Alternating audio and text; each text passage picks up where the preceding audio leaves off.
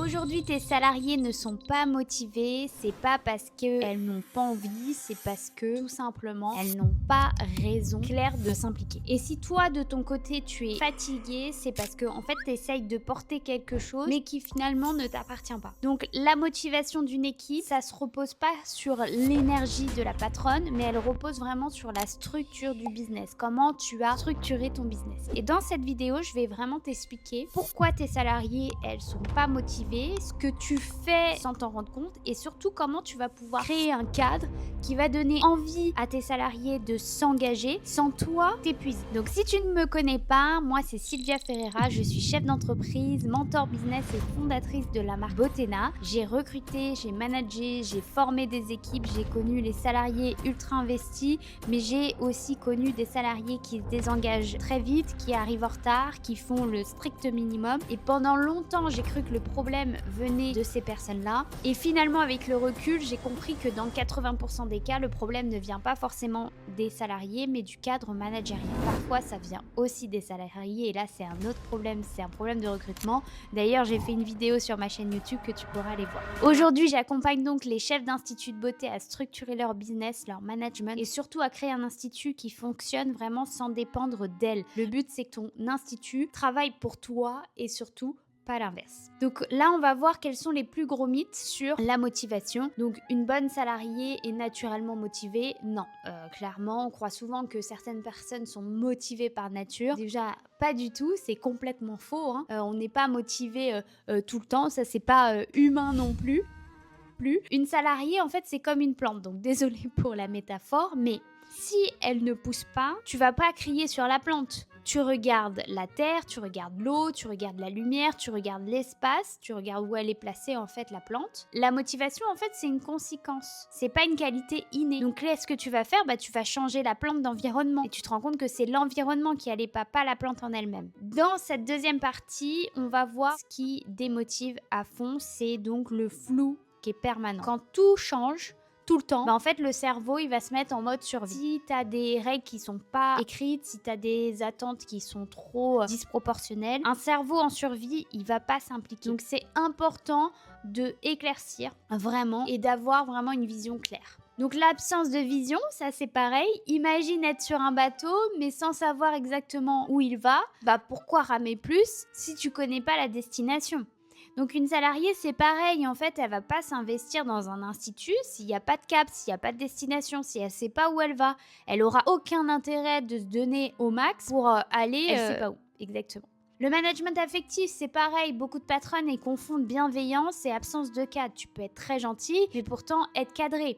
Et le résultat, en fait, elles ont tendance à sauver des salariés, à les arranger, à les compenser. Et en fait, plus tu les sauves, moins tu les responsabilises et plus tu les maternes. Et du coup, tu deviens plus leur maman que leur patronne. Et toi, c'est pas ton objectif. Toi, tu as un institut à faire tourner. Là, on va voir ensemble les 5 piliers d'une équipe qui est motivée. Premier pilier, c'est d'abord une salariée qui est en sécurité. En sécurité, c'est quoi? C'est un institut de beauté qui a un cadre clair, des règles qui sont stables et des décisions qui sont assumées. La sécurité émotionnelle, ça précède l'engagement. Donc c'est important que tu aies une structure, que tu aies des procédures et que les filles savent exactement ce qu'elles peuvent faire ou pas faire. Le pilier numéro 2, c'est un rôle pour chacune.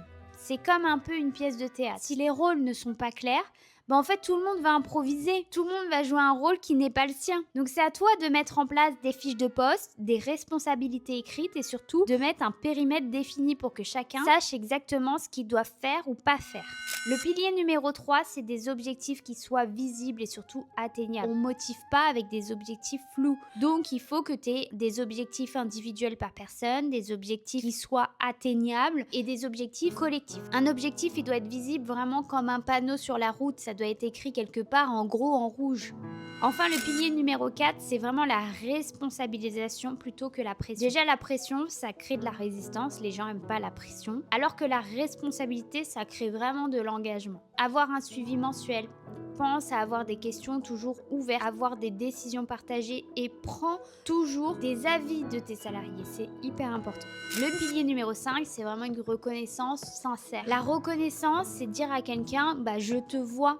Tu vois, c'est vraiment le miroir. Donc, reconnais l'effort, reconnais l'évolution, reconnais la posture. Une salariée qui se sent vue va pas faire le minimum parce qu'elle se sent reconnue et c'est ce que recherchent la plupart de nos salariés, c'est vraiment la reconnaissance plus que l'argent finalement. Donc tu n'es pas responsable de la motivation des salariés, par contre tu es responsable du cadre dans lequel elles évoluent. Donc pense à cette plante, c'est toi qui crée l'environnement, c'est toi qui les place, c'est toi qui mets la terre, c'est toi qui mets l'eau. Et tant que tu essaieras de porter vraiment leur motivation à leur place, là tu vas t'épuiser. Donc le jour où tu poseras vraiment un cadre clair, là tu vas libérer ton équipe, mais surtout toi avec.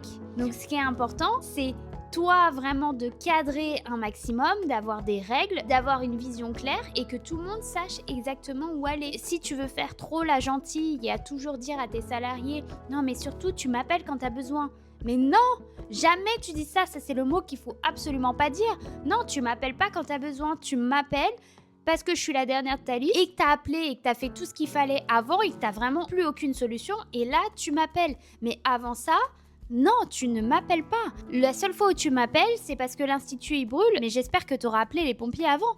Donc non, moi je suis la dernière de ta liste, je vais te donner tous les outils, je vais te donner un maximum de choses pour que vraiment tu puisses être autonome. Je vais bien sûr t'expliquer et te montrer en amont, mais vraiment moi tu m'appelles pas. Si tu m'appelles, c'est parce que vraiment tu as tout essayé et que là tu plus du tout de solution. En tout cas, c'est que je t'ai pas donné vraiment toutes les solutions et dans ce cas-là, on le corrige. C'est ça, responsabiliser tes équipes. Et tes équipes, elles vont adorer parce qu'elles vont avoir des responsabilités, elles vont être reconnues en fait pour ce qu'elles font. Donc si tu as des salariés et que tu te reconnais vraiment dans tout ce que je te dis là, c'est que tu veux que ton institut il soit structuré, rentable et apaisé.